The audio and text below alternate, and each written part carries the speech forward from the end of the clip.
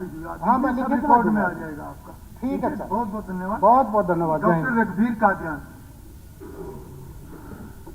Thank you speaker sir. Speaker sir, जैसा हम जानते हैं, संसदीय परंपरा और हम लोगों की जो मान्यताएं हैं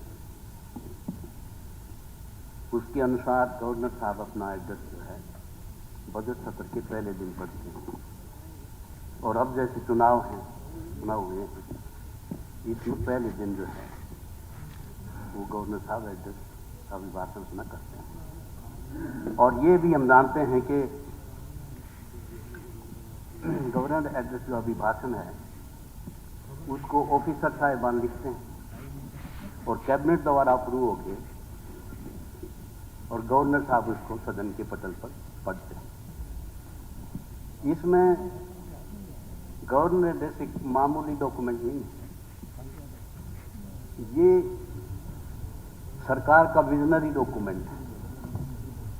सरकार गवर्नर एड्रेस में दर्शाती है कि प्रदेश की क्या दशा है और प्रदेश को हम किस दिशा में ले जाना चाहते हैं। लेकिन इसमें लगता है जी कि बहुत हड़बड़ाहट में बड़ी तेजी से इसको तैयार किया गया है, क्योंकि 15-16 डिपार्टमेंट के तो नाम ही इसमें वो महकमों के नाम ही नहीं है कि भाई उनके बारे में क्या होगा क्या नहीं होगा। तो इस बात पे मैं आना चाहता हूं कि इसमें सिर्फ सरकार की प्रशंसा महिमा मंडप किया गया है। हालांकि होना ये चाहिए था कि कमियां भी दर्शानी चाहिए, उनको समाधान का रास्ता क्या है ये भी बताना चाहिए था, लेकिन ऐसा कुछ नहीं हुआ।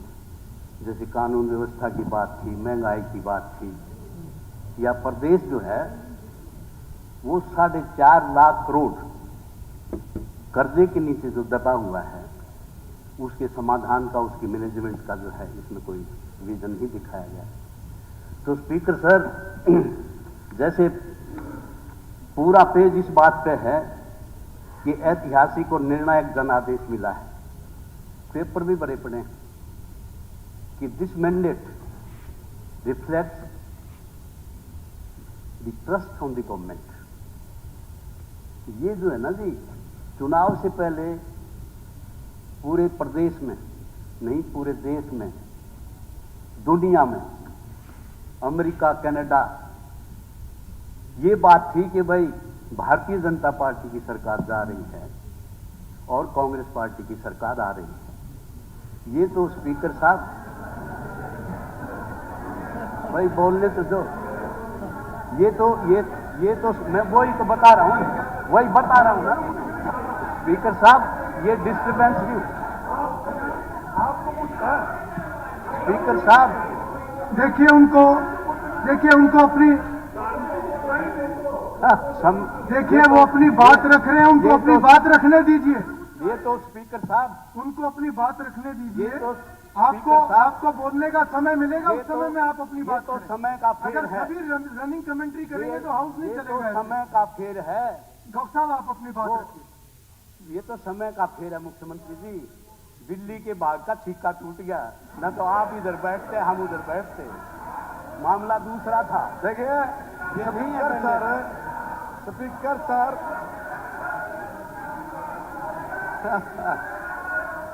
स्पीकर सर, हर बार आदरणीय सदस्यगण का यही भाषण होता है कि बिल्ली के भागो सिक्का टूट गया। हर बार यही बात होती है। मैं निवेदन ये कर रहा हूँ, अपनी बात रख, दिल्ली के भागो सिक्का तो इनका पाड़ा टूट गया, नहीं तो इस बार आपका होना था। मंत्री जी आपका टूट गया। और मेरा टाइम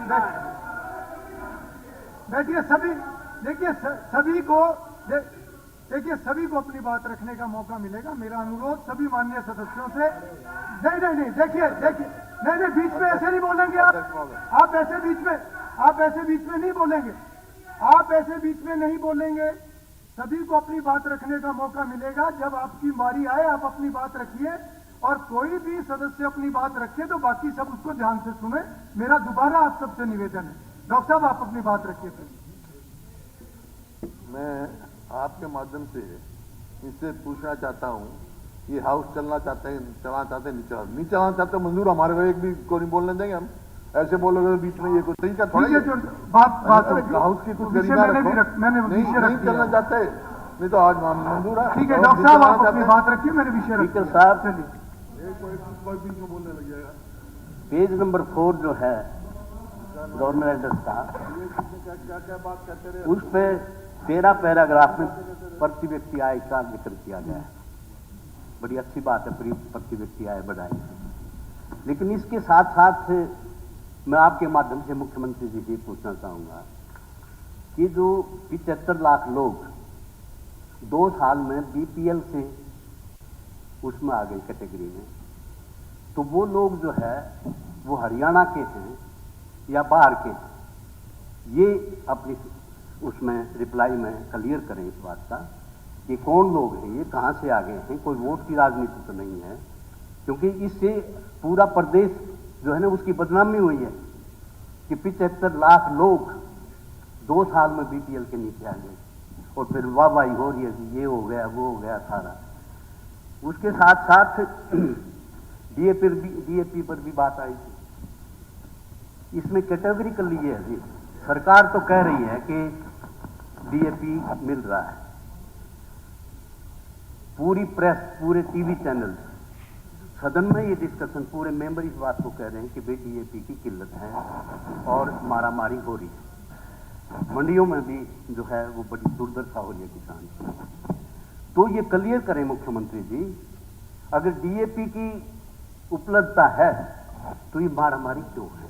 या तो आपके पास सीआईडी की कोई इंफॉर्मेशन नहीं है कि भाई ये मारामारी, एसडीएम जो है वो दीवार पर खड़ा होकर सर डीएपी बंटवारा है। एक राम भगत जो है उचाना मंडी का किसान आत्महत्या कर गया। तो ये उकलाना मंडी, उकलाना मंडी का एक किसान, ठीक है, ठीक। तो इसमें वो हो गया, ठीक है, उकलाना मंडी का एक किसान आत्महत्या कर रहा है। तो ये एक मामूली बात नहीं है, क्यों क्या उसकी मेदी जी बैठ के बैठ के कोई भी सदस्य ऐसे रनिंग कमेंट्री वैसे तो उस किसान का नाम जो है ना जी, उस किसान का नाम ओबिचुरी रेफरेंस माना चाहिए था, उसको बेनिफिट देने चाहिए मुख्यमंत्री जी, क्योंकि उसके कि एक बच्चे को नौकरी दे या कोई जो भी लमसम में जो उसका वो। तीसरा मैं आपके बीच में कहना चाहता हूं, क्योंकि किसान जो है ना जी, वो किसी प्रदेश या देश की रीढ़ की हड्डी, किसी प्रदेश या देश की खुशहाली का रास्ता किसान के खेत और खलियान से होकर गुजरता है। मेरी आपसे रिक्वेस्ट है मुख्यमंत्री जी, स्पीकर साहब के माध्यम से, कि आपने अपनी नीति और सोच में बदलाव करना पड़ेगा। किसान के प्रति पॉजिटिव सोच रखनी पड़ेगी, जब किसान आगे बढ़ेगा। नहीं तो किसान की दुर्गति का कोई अंदाजा नहीं कहां तक चले जाएगी, किस तरह के कितने खर्चे हैं, किस तरह से उसका वो जो है ना जी ठेके पर लेता है, दवाइयां नकली, बीज नकली, सारा सौदा, उसके क्या क्या हालात हैं। अगर पूरी रिपोर्ट आपके पास आ जाए, जो जीरो रिपोर्ट है, तो बड़ा दिल हिलाने वाली बात जो है वो किसान के साथ हो रही है।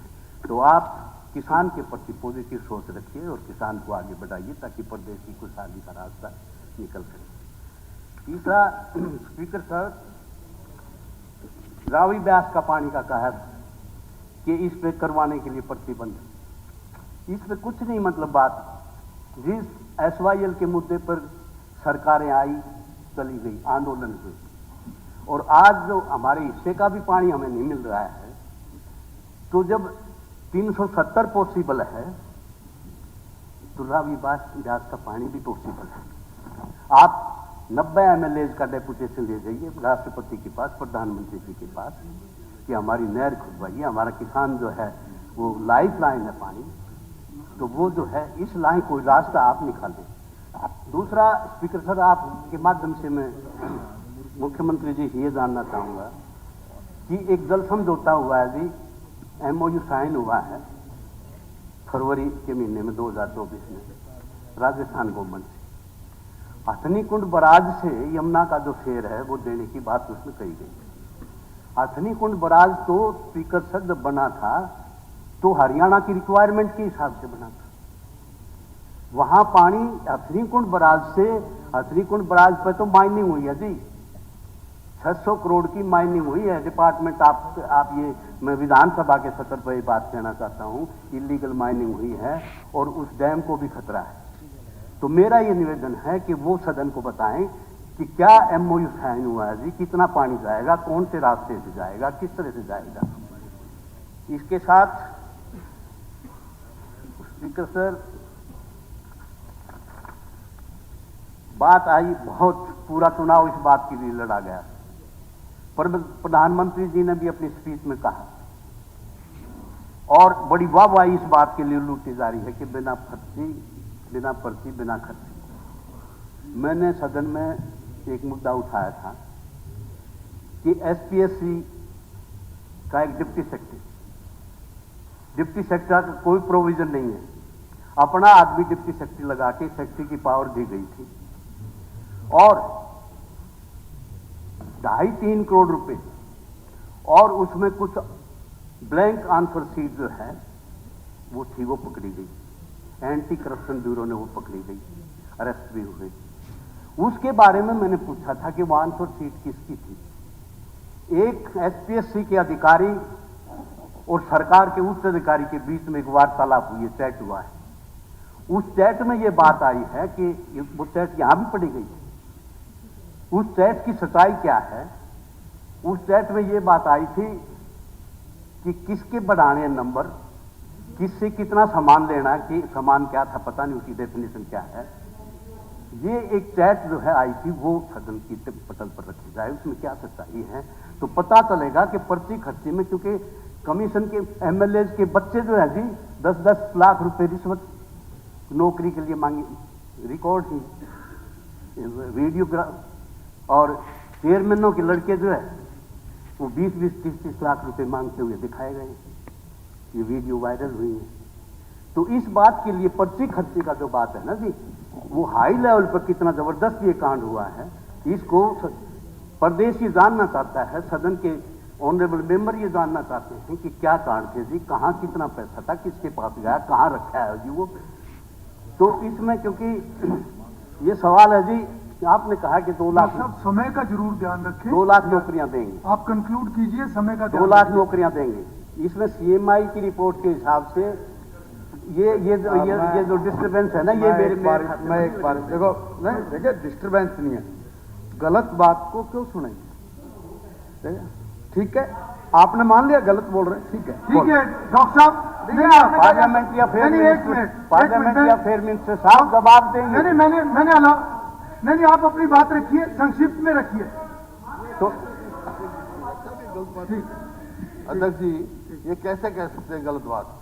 हमने तो एक बार भी नहीं कहा गलत, हम जवाब देंगे आपको जो बोला है। गलत तो आप कह रहे हो, हम कहेंगे, पर तो आप कह रहे हो ये विषय मुझे लगता है 2 साल पहले स्पीकर सर अपनी बात रख रहे हैं, नहीं करते। किया उनको।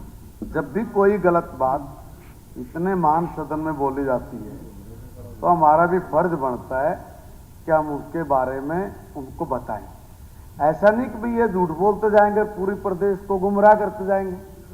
एक आदमी का नाम बताओ कौन सा पर्ची खर्ची के लिए लग गया, एक आदमी का नाम बताओ किसने खर्ची दे के लगा। एक आदमी बिना पर्ची बिना खर्ची इतनी ईमानदारी से लगा और उसका रिजल्ट निकल के आया ये, और ये लोग सदा झूठ बोलते रहे, उसका नतीजा ये निकल के आया कि आदमी वहीं बैठे हैं। ये जनता इतनी पागल नहीं रही है सर, ये आप यहाँ खड़े होकर कुछ भी कह लो और वो मान लेंगे। उसका इनकी कुछ भी कह लेंगे, उसका रिप्लाई हो आप, उस बात का रिप्लाई तो ऑनरेबल स्पीकर सर मैं बताना चाहता हूँ, बिना तथ्य के कोई बात नहीं बोल नहीं अध्यक्ष जी। कोई बात एक सीरियस एलिगेशन उन्होंने लगाया है और सरकार का मंत्री जवाब देना चाहते हैं, तो इतने सीरियस एलिगेशन आपसे इजाजत से करेंगे। मैंने अलाउ किया, नहीं इन्होंने झूठा कैसे मैंने बता उनको दिया? अलाउ किया, झूठा कैसे बता दिया? विड्रॉ करवाऊंगा, मैंने अलाउ किया। अगर हमारा विधायक अनपार्लियामेंट्री और वो विधायक जिनकी बात करो वो भी इन्होंने शामिल कर लिया, इन्होंने शामिल किया उसको, हमने तो नहीं किया ना, हमने तो उसको टिकट भी नहीं दी ना, हमने चुनाव लड़ा, डॉक्टर इन्होंने शामिल कर लिया। डॉक्टर साहब आप कंक्लूड कीजिए। स्पीकर सर, स्पीकर सर, एक तो पार्लियामेंट या नहीं ऐसे बीच में नहीं, बीच में नहीं।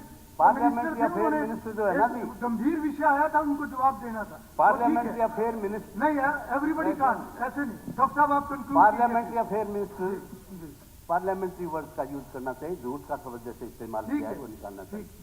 मैं यहाँ पिछले सदन में मैंने उठाया था जी, माननीय मुख्यमंत्री ने नोट कर दिया, हालांकि संविधान की शपथ ले रखी कि मैं सच्ची श्रद्धा और निष्ठा से काम करूंगा। मनोहर लाल जी ने इसी जगह गीता निकाली अपनी जेब और गीता के ऊपर हाथ रख के कहा कि कोई कितना ही बड़ा आदमी हो मैं बख्शूंगा नहीं। वो रिपोर्ट भी नहीं आई, कौन आदमी थे, किसको नहीं बख्शा गया, कौन छोड़ दिया गया। ये मैं रिकॉर्ड की बात कर रहा हूं, जहां धंडा साहब भी वहां उपस्थित थे जब गीता की कसम खाई गई थी। गीता छोटी बात नहीं है। तो इसमें स्पीकर सर, स्पीकर भाई सुन ले यार, तो भाई साहब आप मंत्री हो। आपको जिस भी चीज का, माननीय स्पीकर सर, हमारे सदस्यगण को जिस भी चीज का आंसर चाहिए वो आपको बोले लिखित में, सरकार उसका जवाब। लेकिन मेरी कही हुई बात लिखित बोल रहे समझता हो, है। आप जब जो बोल विधानसभा रहे के हैं, रिकॉर्ड आप जो बोल रहे हैं रिकॉर्ड में, ठीक है, आप जवाब मांग लीजिए, सरकार देगी ना, वो सरकार जवाब देगी जवाब। आप दे दिया जो मैं बोल रहा हूँ ये लिखित नहीं है क्या, ये रिकॉर्ड में है, रिकॉर्ड में। इसमें स्पीकर साहब, डॉक्टर साहब प्लीज कंक्लूड। कानून व्यवस्था नाम की कोई इसमें कहीं कोई बात नहीं लिखी गई। एनसीआरबी के रिकॉर्ड के हिसाब से हरियाणा नंबर 1 इन क्राइम। आप देखो कि गोलियां चल रही हैं, फिरौतियां मांगी जा रही हैं। रेवाड़ी में जो है वो ज्वेलरी का शोरूम लूट लिया, एक इंस्पेक्टर की, पुलिस इंस्पेक्टर की कि डकैती हुई, उसकी मां को मार दिया। स्पीकर सर, मंत्री जो है यौन शोषण के मामले में पकड़े जा रहे हैं, उनके आरोप लग रहे हैं। एसपी और एसडीएम लेवल के आदमी जो है वो यौन शोषण के मामले में एलिगेशन। आप बात सुनो, राज्यपाल आप बात सुनो। उस पे जब बाढ़ खेत में खाएगी तो इस प्रदेश का क्या हाल होगा। आप, मैं ये पूछना चाहता हूं कि जब उनको प्रोटेक्शन ना दे सरकार, और जो एक्शन है वो उनको पूरी तरह से जो है, क्योंकि मैनिपुलेशन हो रही है कि भाई इनकी एसीआर खराब थी, इनकी फलाना थी, ढकड़ा खराब था, ढकड़ा। तो ये जो है ना, इसकी जुडिशियस फेयर इंक्वायरी होनी चाहिए, ये मेरा आपके माध्यम से निवेदन है। स्पीकर सर, मैं एक बात और कहना चाहता हूँ अपने, चलो 1 मिनट और दोगे आप? मैं अपने हल्के में 2016 में मुख्यमंत्री जी जो है वो कॉलेज उठ के आए थे कि कॉलेज बनेगा जल्द। 8 साल हो गए, उसके ऊपर कोई अमल नहीं, ना उसकी फाइनेंशियल अप्रूवल, ना एडमिनिस्ट्रेटिव अप्रूवल, ना कोई हिट लगी। एक मेरे हल्के में डीगल गांव, पूरे सदन की जानकारी के लिए, पूरे हरियाणा में एक गांव एक आर्थिक शक्ति के रूप में उभरा है, उनकी भी डिमांड है कि वहां कॉलेज होना चाहिए। मेरे हल्के में स्पीकर सर 49 गांव हैं, 52 पंचायतें, तकरीबन 90% में पीने का पानी की समस्या है, और 90% में उनके गांव में पानी है, जैसे रोड है कोरा में, और 80% गांव में 50 एकड़ से लेकर 450 एकड़ तक की 10 साल से बिजाई नहीं होगी, और खेतों के रास्ते कच्चे पड़े हैं। और जितना मेरी आपसे निवेदन है कि जो एस्टीमेट गांव की पंचायतों के आए हुए हैं, वो एस्टीमेट और वर्क जो है वो आप रिकमेंड करके भेज दो। और जितनी हरिजन तो पाले हैं जी, 90% हरिजन तो पाले। एक नई बात मैं बता रहा हूँ, वो बहुत दुर्दशा में, जिनकी रिपेयरिंग होनी चाहिए, रेनोवेशन हो या दोबारा बने, तो है जी अनुसूचित जाति, सॉरी अनुसूचित, ये गांधी जी का वर्ड था जी, हरिजन इसलिए बोल दिया, ये इन्होंने कहा है, तो ये दुरुस्त है। शेड्यूल्ड कास्ट की जो चौपालें हैं ना जी, चाहे वो वाल्मीकि समाज की हैं, रविदास समाज की हैं या दानक समाज की हैं, बहुत बुरी तरह से, तो उनकी रिपेयर जो है रिनोवेशन करवा दी जाए। Thank you very much. Shri Harinder Singh. आदरणीय अध्यक्ष महोदय, आपने मुझे महामहिम महोदय के अभिभाषण पर बोलने का समय दिया, इसके लिए मैं तहे दिल से आपका आभार व्यक्त करता हूं। साथ ही सदन के सभी सम्मानित सदस्यों का श्रद्धापूर्वक अभिवादन करता हूं। महामहिम जी ने सरकार द्वारा जनहित में किए गए जाने वाले कार्यों का उल्लेख अपने अभिभाषण में किया है।